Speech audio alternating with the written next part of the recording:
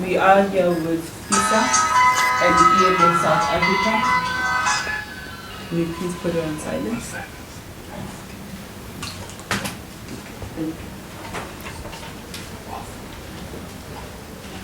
Thanks. So today we are here with FISA, which is Freedom in South Africa, along with ELF South Africa.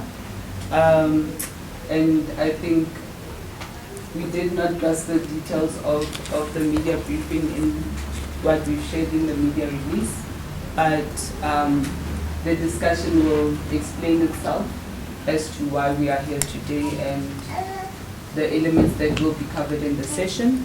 And further going into that, I would like that they introduce themselves. I will arrange for those name tags so that everyone is covered in that sense, and we will then attend to it accordingly. Maybe get introductions from ELF South Africa and then from FISA. Thank you very much. Thank you very much. My name is Karikode Gugome. I'm an NEC member of the ELF South Africa. Thank you very much. Greetings to everyone. My name is Hulisani Mani, President of ELF SA. Greetings to everyone, to royal leaders present here and the media people. My name is Kgoshi, Bishop General Nthai Monnye Malatjie. I'm the King of Baroka, also the President of FISA and the Prime Minister candidate. Thank you so much. Good morning, everyone. Kgoshi Malele, based at Liberators Northwest. Kgoshi Mapulana in South Africa, also a member of Freedom in South Africa, FISA. Thank you. Good morning, everyone. I'm Kgoshi Molapo Mashala. I'm representing Matokwa. I'm from Lolanenge, and I'm with FISA. We supported full-footed and make sure we rescue our people from poverty and everything. Thank you. Dumelang batho ka moka, dumelang Kgoshi. Ke Mpahlele, it's a military veteran. Ka tlase ga mokgatlo wa Freedom in South Africa is a FISA. Thank you. Apologies.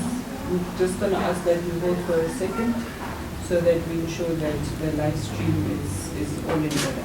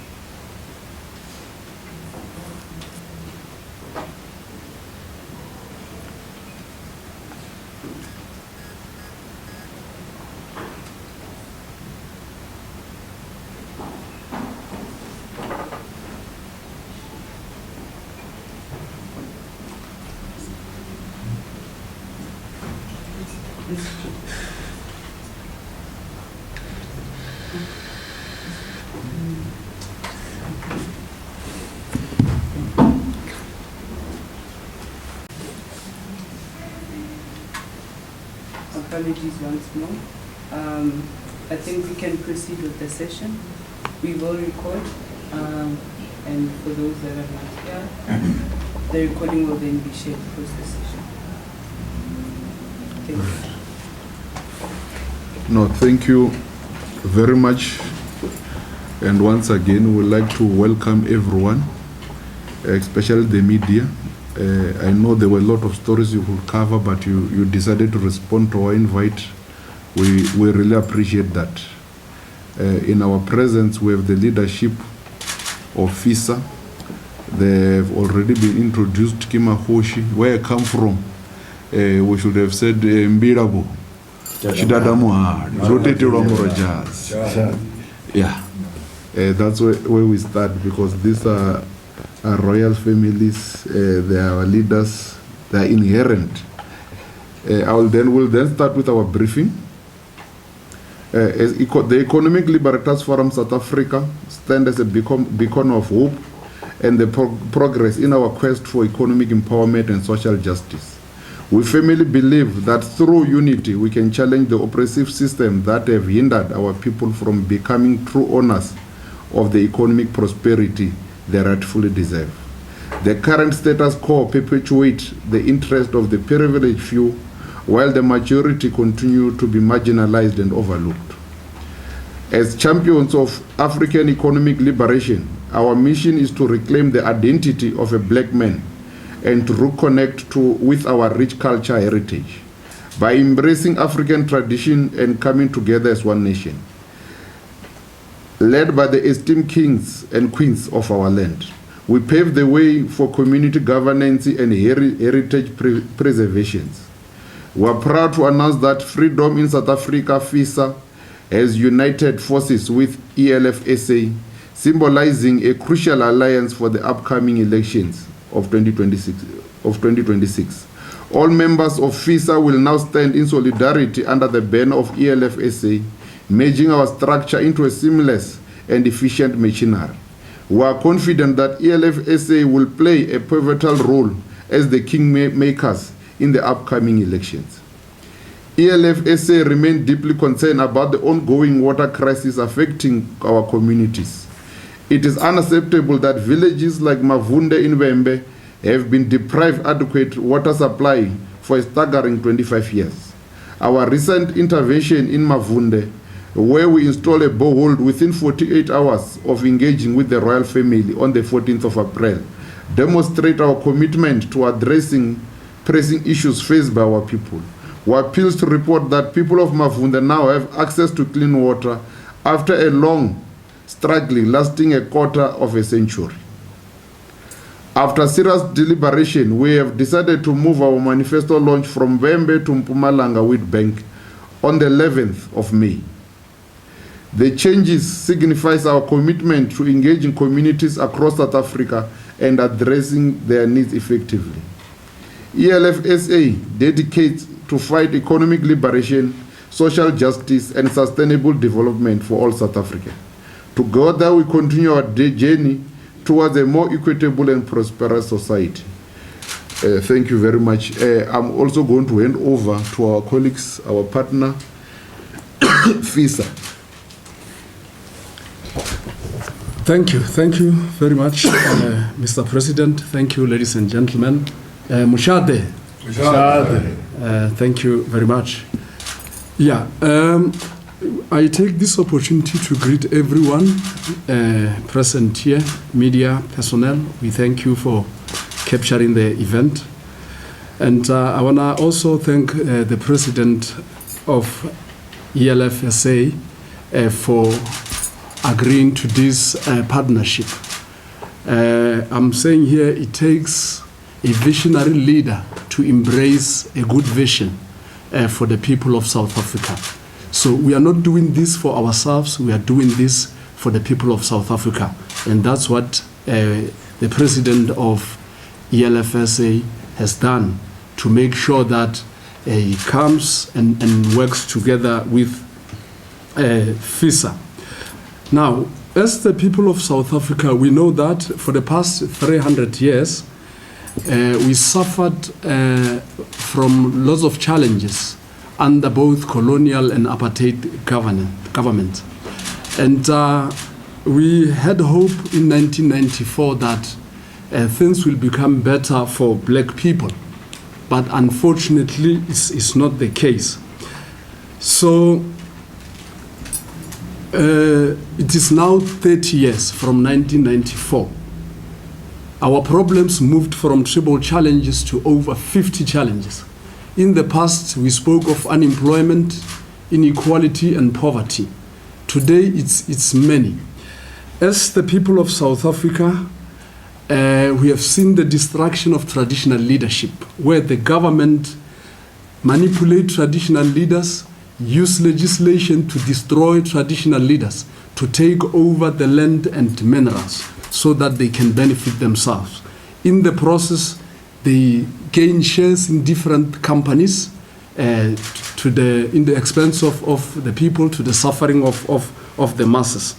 So one today can safely say, these people, they sold us a fake democracy. We were all excited. We thought it's going to be wow. But this democracy is not what we anticipated. This democracy was underpinned by policies and structures to say to us, you are represented. But the honest truth is that we were not represented, or we are not represented even today. So they created structures like the House of Traditional Leaders, Contralesa and others, but they did absolutely nothing to help the people of South Africa with many of the challenges that we are facing. The people today of South Africa, we lost the land, we lost businesses, we lost jobs, we lost our heritage, we lost our identity, we lost our customs. We are a society without direction. This is because of the current system, which is managed by our own brothers and sisters.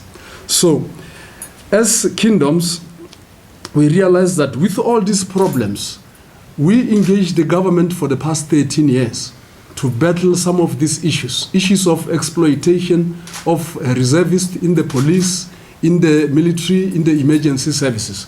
For example, in the police, they were exploited for 27 years without a salary. So we marched in 2019 asking the government, why are you doing that? Because we said we gain freedom. What kind of freedom is this which exploit black people? So both reservists in the police, in the defense, in the emergency services, I'm talking fire, ambulance, disaster, they are exploited under different municipalities. Month end, many of them takes nothing home. They depend on SASSA. This is because the government has created a dependency system where people can go and queue for SASSA. Education has lost value. They destroyed education. They appoint the ministers without qualifications. He messed this department, they move him from this department to another department. Once he messed that department, in some cases they just know, let's make him a minister of sports. That person never played sport in his life or her life, but he becomes the minister of sports. We have seen in critical departments like the military, police, appointing people without the military background and police background to become ministers. What we see in South Africa, crime is high, corruption is too much. So there are so many problems. This is because of this setup where they appoint. In actual fact, they pay comrades with the ministry positions instead of paying them money. That's why they are entangled in many money scandals. It is because those people, they are there for money. So why this government can't they just prepare packages? You fought for the country as you are claiming you were in exile. Here's your money, go home. And they leave these positions for the right people who are qualified to lead South Africa. So we took those formal stands, marching 2019, marching in 2022, and also marching 2024. They removed the SASSA grants from tribal authorities and community centers to disadvantage older people, people living with disability. The orphans, they have to travel longer distances to go and end their SASSA. In some days, they found absolutely nothing. Remember, they traveled with their last money. You go to our rural communities where we come from, all the basic needs are not there. We struggle with the land, there's no water, we are not safe. People are killed on a daily basis. Women are raped, children are raped and killed. So this is because we lost control. Our borders are porous, people, they just come in and out as they like. We are not safe. So that's why as kingdoms, after 13 years of battling this government, we decided we join politics. In actual fact, it's a spiritual call to say, as kingdoms, you have the spiritual power, you have the knowledge power, and you have the networking power. Networking power basically means there are so many of you who are suffering because of this government. That's why we joined politics. And the Spirit said, we will support you to gain political power and economic power and liberate our people. So what we are saying to the people of South Africa, traditional leaders, religious leaders, academics, professionals, community leaders, we are talking everybody, business leaders. Unity is the power. We need to unite to reclaim South Africa. The problems in South Africa are four. They are not many. Some are subsidiary problems. The first problem is the capitalist system, which makes the poor more poorer and the rich people more richer. This is the system that kicks out tenders for everything. Tenders for water, tenders for food in different schools, tenders for security, tenders for cleaning, tenders for maintenance, tenders for everything. Exploiting black people.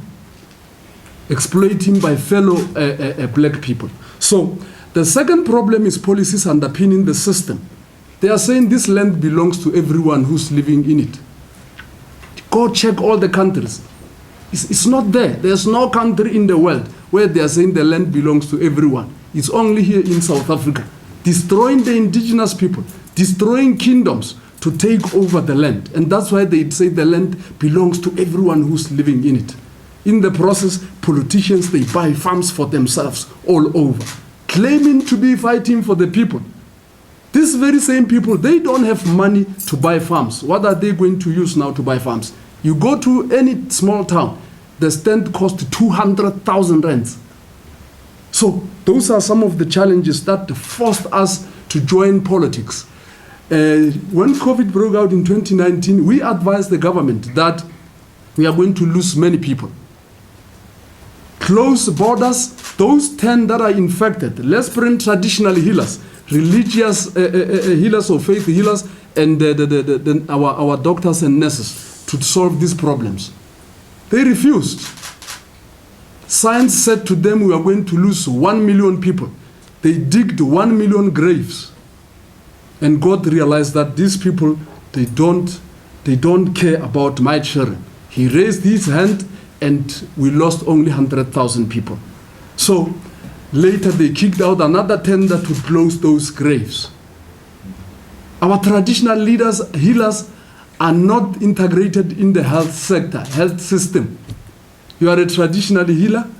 In 1957, they passed the Witchcraft Suppression Act to say these people should not practice this because there's no scientific research. Even today, under democratic government, we are still suffering. They are still excluded. So, ladies and gentlemen, what I'm saying here is that we did everything to hold the government accountable to get answers. Never received any feedback from the government. That's why we are joining politics. That's why we are excited that ELF-SA is here to partner with kingdoms to reclaim South Africa. We are talking about the United Kingdom's model, the kingdoms above politics, and the Prime Minister below runs politics and the economy of the country.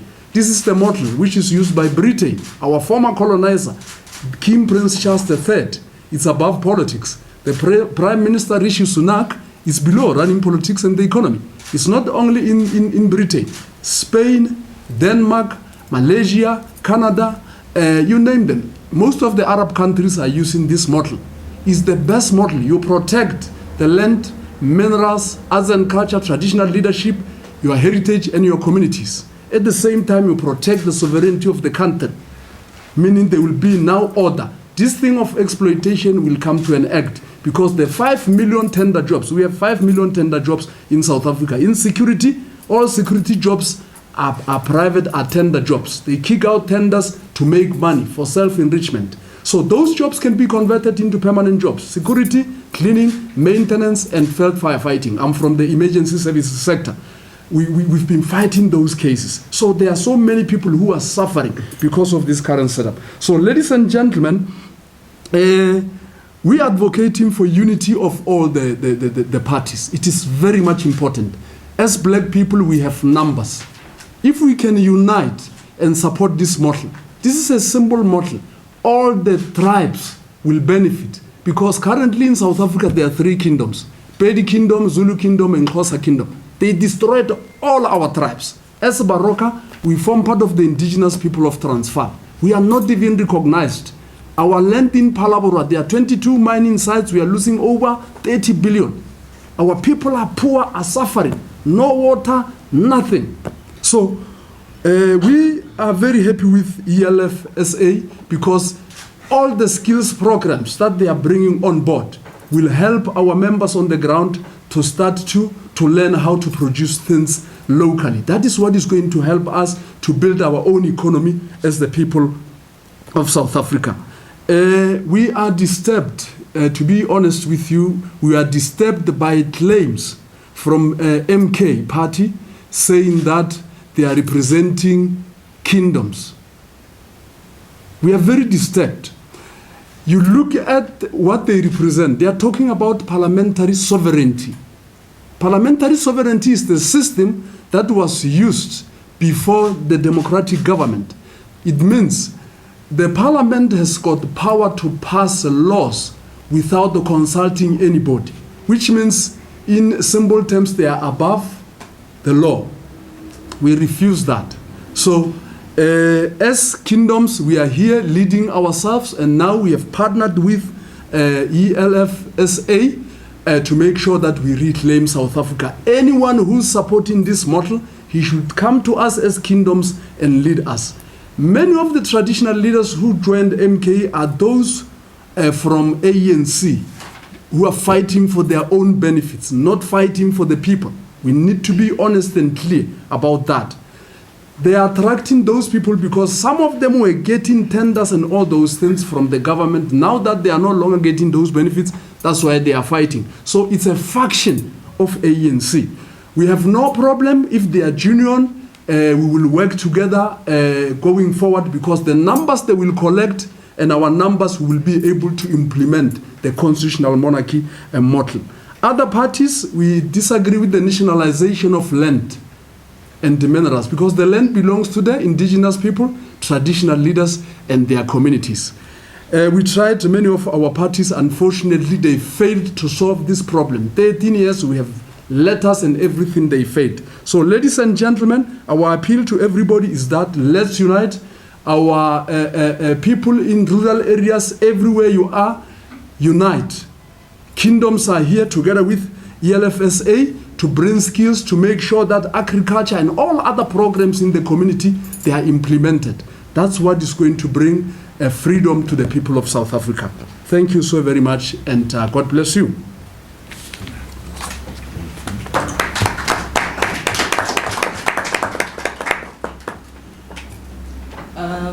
Thank you. We will allow for hands, questions to our Q&A, and then we will then move over to the signing ceremony process. Thank you so much, Chair. Francis Lwagamachate from Progressive Independent Talk Radio TV. I think my questions will go to Noku. One, as the custodians of land, working together with the ELFSA, how do you plan on land redistribution? Because I think we all understand that land is one of the very important resources that almost everyone needs in terms of them to be productive in the country. And then the second question is, FISA, which other kingdoms does it represent? Because looking at the leadership that is here at the moment, it's mainly from the former Transvaal or from the north and the eastern part of South Africa. So which other kingdoms are represented from across the country? Thank you so much. Okay, thank you. Thank you very much, leadership, for the beautiful two questions. The first question is about the land redistribution. What is our plan about that? We are saying, we are talking about the United Kingdom's model, which brings all the tribes.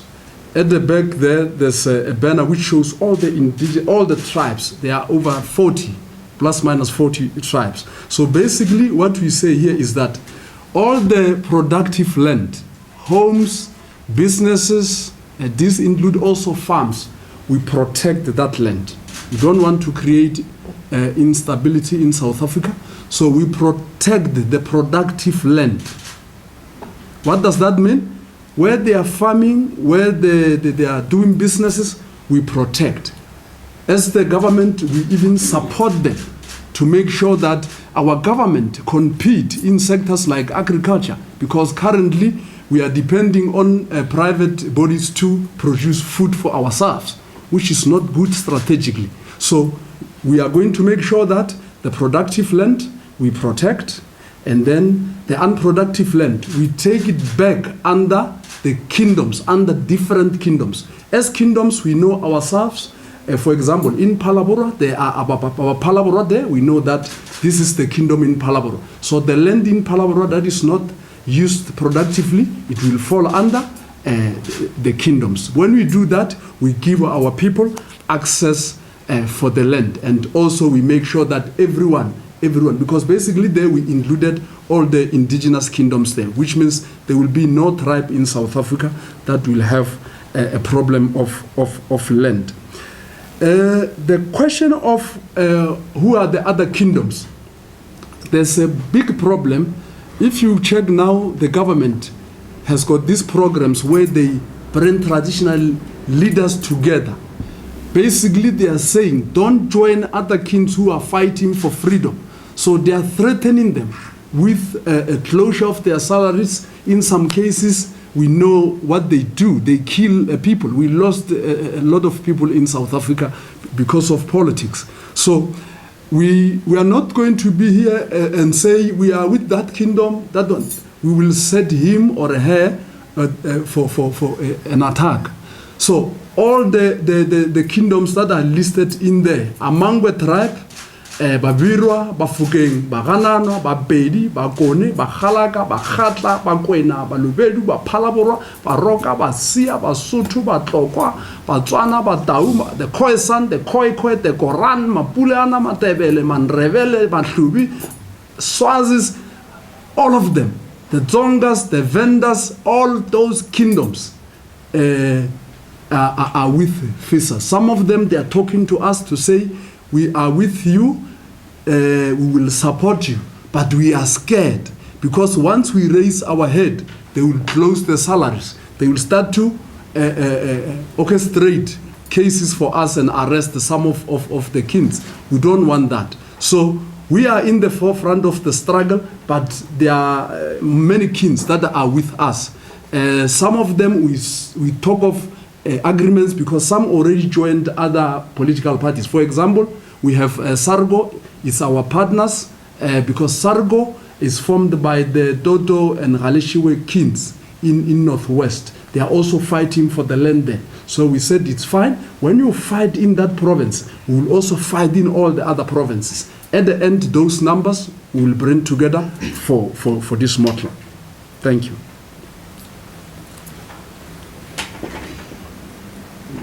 Yeah. Yeah, you can come in. Thank you. We'll attend to 1 minute. Lerato Motsa from Power FM. My question is directed to Kgoshi Malatjie. I see now that you are in a collision with the ELFSA. How confident are you, though, that you will garner the seats, especially in the areas where you're enjoying the much support on the ground? And then the second one would be, the last time around we saw your attempts to go into a collision with COPE did not materialize, and now you are with ELFSA. You found each other. Are you positive, though, that you will still be together come 29 May? Thank you very much. Thank you for those beautiful questions. Look, First impression lasts. That's the first thing. First impression lasts. I met with the leader, we arranged a meeting, everything that we agreed on, it happened. Including, for example, bookings and of many leaders. It happened. So everything that they promised, they did. So this shows that these people, they are genuine. These people are honest. So we build relationship on honesty, on trust. That's how we build relationship. So we are confident that this is the beginning.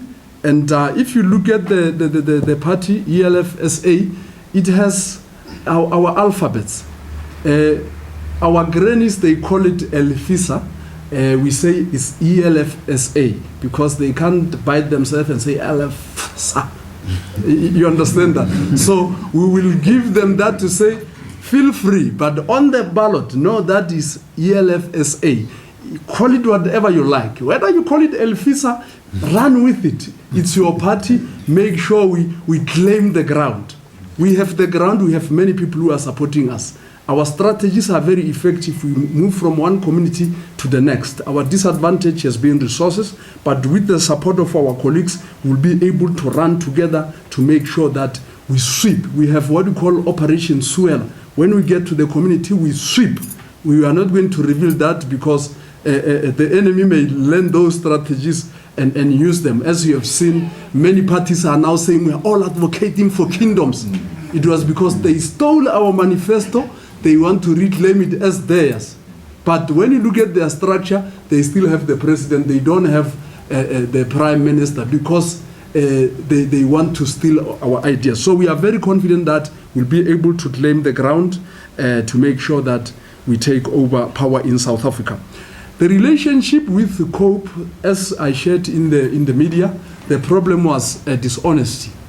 We are trying to work together. They approached us as kings and say, we like your manifesto, we want to work with you. And we said, it's fine. Maybe you were sent by God. Let's give you the benefit of the doubt. What we did, we gave them a long rope. Go, this is the rope. What are you going to deliver? No, it's fine. We will mobilize people, we'll give you buses, we'll give you this, we'll give that. So everything that they promised failed. And it failed in the last hour where we're supposed to go and support them in the launch of the manifesto. 3,000 people all over South Africa were ready. They asked us to mobilize 46 buses. And we did that, got quotation, and then submitted as far as Northern Cape, all over, all the provinces. At the end, they said, no, we paid. Bring the proof. Nothing. I drove from Limpopo to Gauteng for a meeting. No one was available until 7. We started to write them a letter that, what are you doing now? Our people are waiting for the proof to come to Gauteng for the manifesto launch. And they were nowhere to be found. 8 o'clock, their president called me and said, please, Kgoshi, there was some mistake, come to the manifesto launch. I said, no. If you are saying there's a mistake, you are apologizing, pay for the transport so that the people can come. They were also saying other things that, no, we can pay 50,000, it will reflect Tuesday. We said, no, we don't want the money, we want the buses. And we realized that this relationship is not going to materialize, and that's why we had to call it off because there were elements of dishonesty and disrespect to the kingdoms. Kingdoms are the custodians of the land with the divine rights to lead the people. So when you disrespect them, then there's a problem with your leadership. That's why you heard when the leader was starting with the speech, he started by greeting the kingdoms. It's an acknowledgement that these are our elders. No matter how smart we are, how educated we are, these people are still our elders that we should respect and make sure that we work with them. So we are confident that everything will go well. Thank you. Good day, Crystal. And a couple of us are questioning to Kgoshi. You mentioned that some of the kingdoms, they want to join you, but they are afraid that they will cut off their salaries. As you have not joined them, have they cut your salaries also or what? Thank you very much for the beautiful question. This thing of kingdoms is a subjective process in South Africa. It's a survival of the connected, to call it in its own terms. Basically, it means, for example, the colonial government had their own traditional leaders, so as the apartheid government. Basically, there was some important things there. If you agree to jump to whatever they say, then you become a traditional leader, right? So those are the traditional leaders who were imposed by the colonial and apartheid government. We thought this government will start to do the right thing and recognize other kingdoms. Like I gave example about ours, a Baroka kingdom. We are the indigenous people of Transvaal. We are one of the longest tribe here in Transvaal. These 20 people, the Likuleni family, are our descendants. Ke Matebele, ke ditogolo tša Baroka, ba belege ke mosadi wa Moroka. But we are not recognized.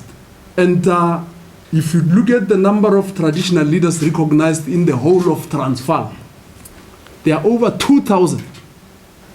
In our own land, we are not recognized. So, as I said, it's a subjective process. And subjective process basically means if you agree with them, then you become a traditional leader. If you disagree, they take your brother and say, no, you are now a traditional leader, and then here's money, sign us these contracts for mining so that you will benefit and we benefit. That's how they do it. So we didn't want to fight that system. We've applied a long time for the recognition. They don't want to recognize us, but we are recognized by God because we are not just kings, we are also traditional healers, traditional surgeons, and we are fortunate that we are also academics. So we touch base in all spaces: military background, academic background, emergency service background, international background. For example, in the whole SADC, I'm the vocational lecturer for fire technology. I traveled from one country to the next, helping the whole SADC. So God has recognized us because these people are our own children. In actual fact, they should not recognize us. We should recognize them. But it is the other way around, right? So that's why we are where we are. So, yeah, I think I answered that question. Thank you. Thank you so much. My question goes to Mr. Mani. I think the countdown has begun and we all agree. We are just less than 40 days to the big day. Looking at the groundwork that you have done as ELF-SA, what margin do you see this collaboration coming out with post 29 May? And as you mentioned that you are looking forward to become the kingmakers post the elections, what will then be your bargaining terms in terms of making any kings or queens post the elections? Thank you so much. No. Thank you very much. I think the first thing that we're going to do, it will be the recognition of kingdoms. We're not going to compromise on that. All the rightful kingdoms must be recognized because we can't rely on what the previous government did or the colonial government did. They need to do proper assessment and the rightful owners must be given their rightful positions in the country. And number two, we're also going to push issue your state capacity. Because we're not just going to support anyone, because we have a lot of people in wrong positions. They are appointed on the basis of connection, on the basis of deployment. That's why the entire state capacity has collapsed. That's why we can't even render services. And one of the things we're also going to put on the table that will be non-negotiable, that the corrupt must go to jail. Because I'm a victim of accountability. Example, when my father was killed, those people are still MECs, they're mayors, but they were the ones who were supervising the process of investment in the VBS. There's no accountability. So we're not going to negotiate with criminals. All of them must be removed from the system. But from where we're sitting, we're going to work with anyone who's going to to agree in terms of our terms. Currently, we have not done any commitment to anyone, but I'm quite sure that we are not going to get less than 15 seats in the National Assembly. And I'm telling you that whoever is going to rule this country will need those seats. And we are going to use that thing as an opportunity to bargain. Thank you very much. Just apologies, just a quick follow-up. I wanted to also check if you are contesting all the provinces. That is another thing that I wanted to check. Thank you. All right. The provinces that were contesting for premiership is Gauteng, Mpumalanga, Northwest, Limpopo, and KZN. Will also be in the 2 national ballots, the regional ballot and the national ballot in all these other 9 provinces.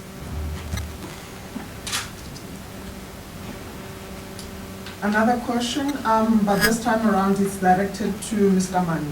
We also know that you are into coalition with Party of Action. Just an update in terms of how's the relationship there? Are you still enjoying it?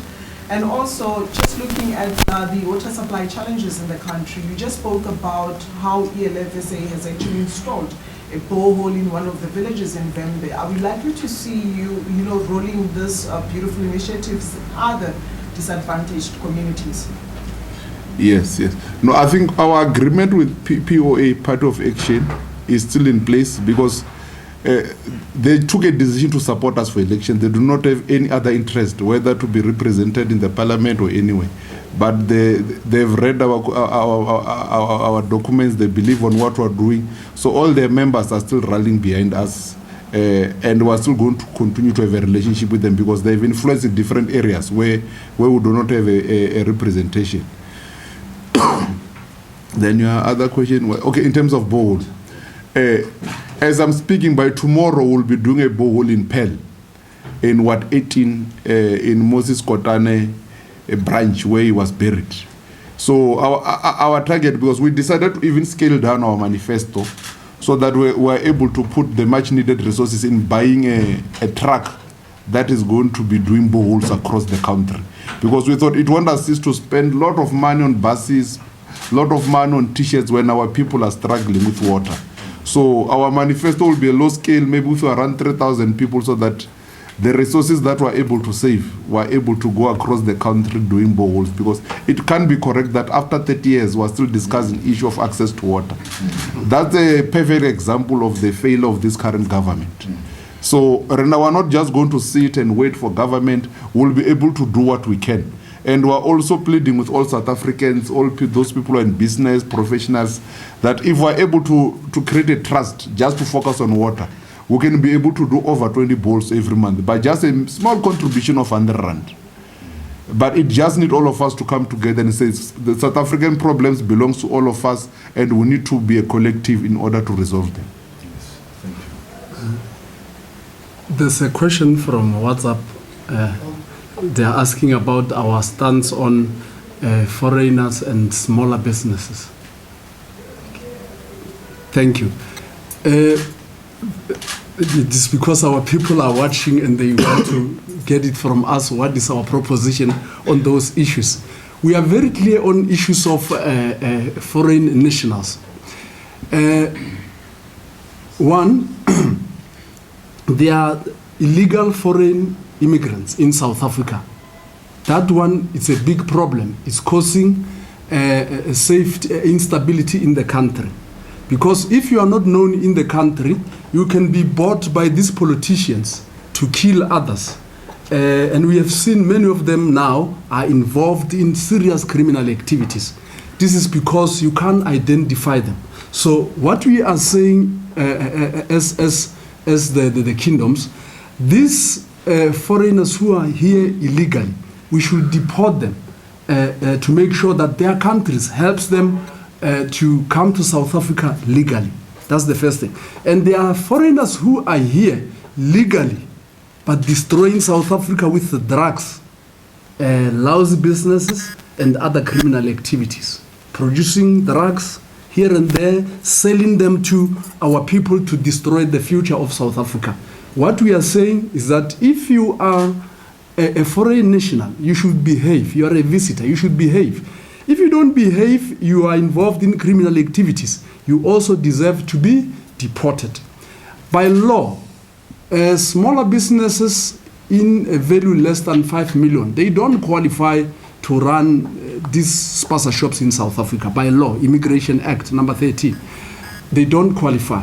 But this country has allowed everybody to, to South Africa to be a playground. It is survival of the fittest. Illegal goods are coming to South Africa anytime. Goods are produced from outside to come to South Africa with South African barcodes, made in South Africa, but lying. They are made in other countries. So there are lots of areas that we are not doing well strategically as the country. But on issues of foreigners, we are very clear. On issues of smaller businesses, all smaller businesses in South Africa, local smaller businesses, will support you, because we know it is a lie that you can't sell. It is a lie that you are not good business leaders. It is because of the system that they are destroying you. That's why today you look at many products, coke, stone, there are many, they are all duplicates. Why? Because of these illegal businesses that are producing things through the back door. So we are very clear, those who are here illegally, home. Those who are here legally but destroying this country, also they should be deported home, because they are not here to add value but to destroy South Africa. And all smaller businesses, we are also working with other organizations to mobilize all smaller businesses, because unity is the power. If we unite, we will be able to reclaim smaller businesses, make sure that we get suppliers. If we get suppliers, then no one will struggle with the stock. With the money of about 5,000, you will be able to bring a better stock. But currently, you can't do anything, and you are competing with people who stocks is full. Even if you go and take that stock, tomorrow it's full. Where do they get that stock? So those are some of the challenges that, as the country at the strategic level, we need to look at them and make sure that we protect the local people on jobs, businesses and services. Last issue, there are people who are killing innocent people here in South Africa. There are people who are raping women and children, some raping and killing. We remember one of our grandchildren in Soshanguve was raped and killed, the Malatjie daughter. It's painful. But what they do, when they arrested that criminal, they take him to jail. It's now an opportunity to study. It's now an opportunity to sing choirs. Here you kill the people. At some point you can join a strike for food, but you are in jail. So which means it's better to be in jail than to be outside, because outside we are poor. Over 30 million people are living with the salary or the wage of that one below poverty line. So we are saying death penalty should be considered, because if you kill people, innocent people, then why can't we subject you? Botswana has got death penalty. Who's killing somebody in Botswana? Nobody. Why? Because there's a law.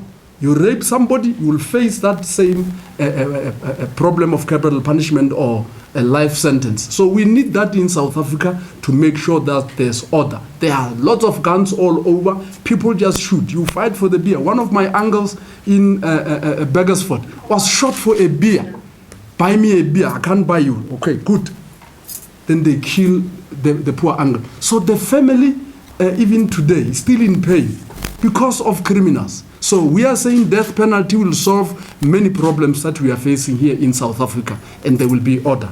Thank you so very much.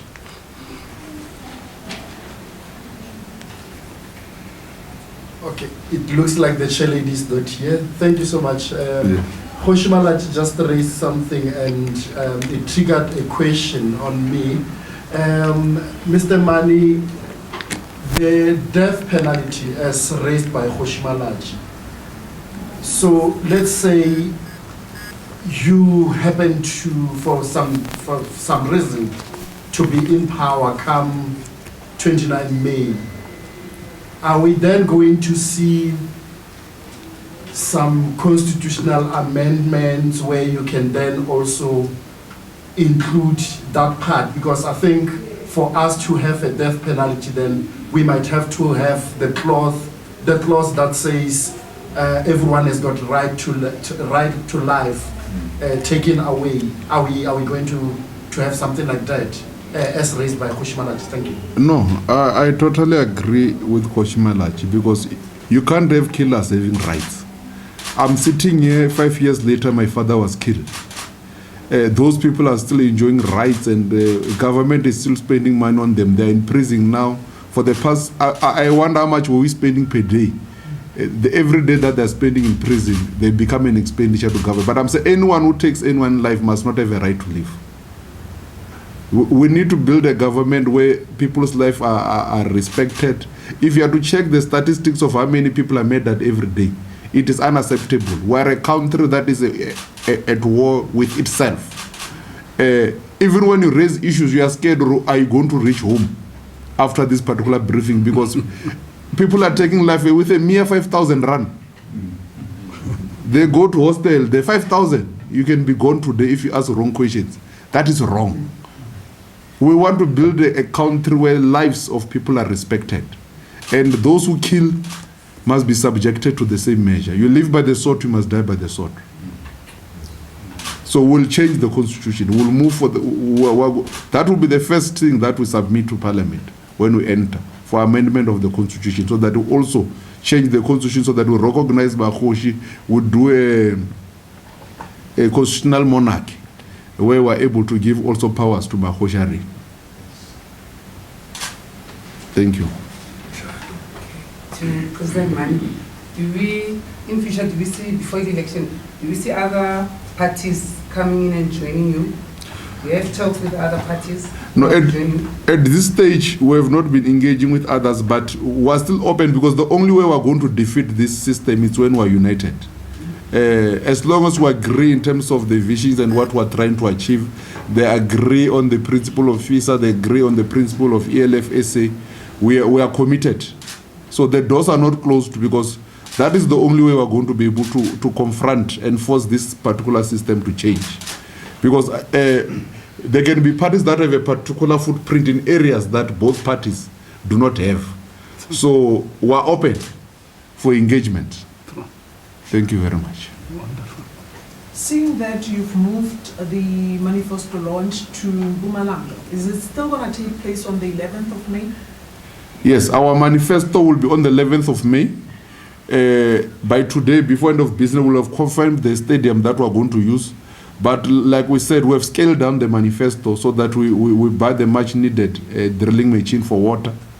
So let's not expect almost 60,000 people, because we decided to put money where it matters most, so that we're able to give our people water. So it will be in Wheatbank on the 11th.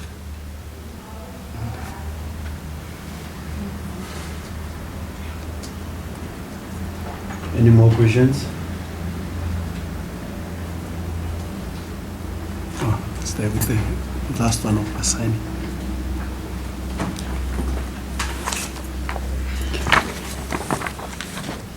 Thank you so much. In the absence of the chair, I will take off. We're then going to go to a part where we'll be signing our memorandum with FISA, just to officialize this relationship that we've started. To say from now on we speak one language, we move as a collective. Even on our manifesto launch, it will be representing the views of both structures, so that when they're on the ground, they also see themselves on our manifesto, and our people also see themselves on their documents.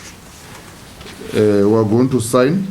On my side, ELF-SA will be represented by Hulisani Mani, who's the president. Then FISA will be represented by Kgoshi Bishop General Monnye Nthai. Yeah? It's not complete yet. They left Malatjie there. Oh, Malatjie. Can put a yeah. And write it there, it's fine. So we're going to stand up and sign.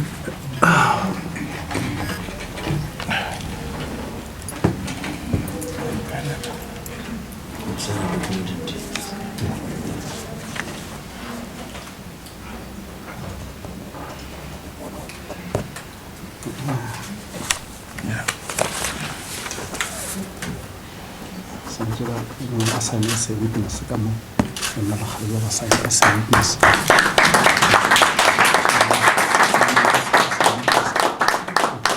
are also signing as witnesses.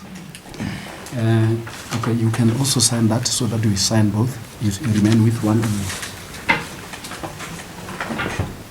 Just sign next to that.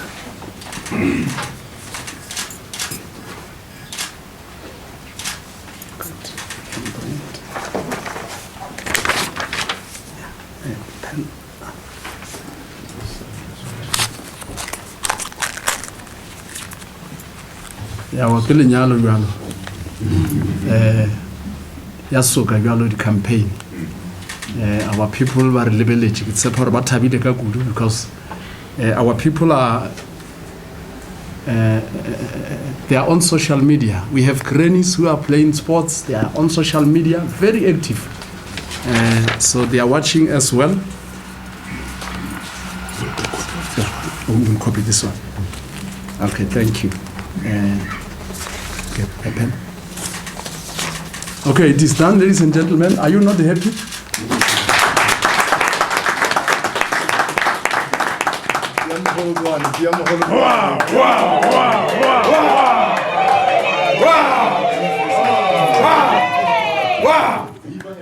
Thank you.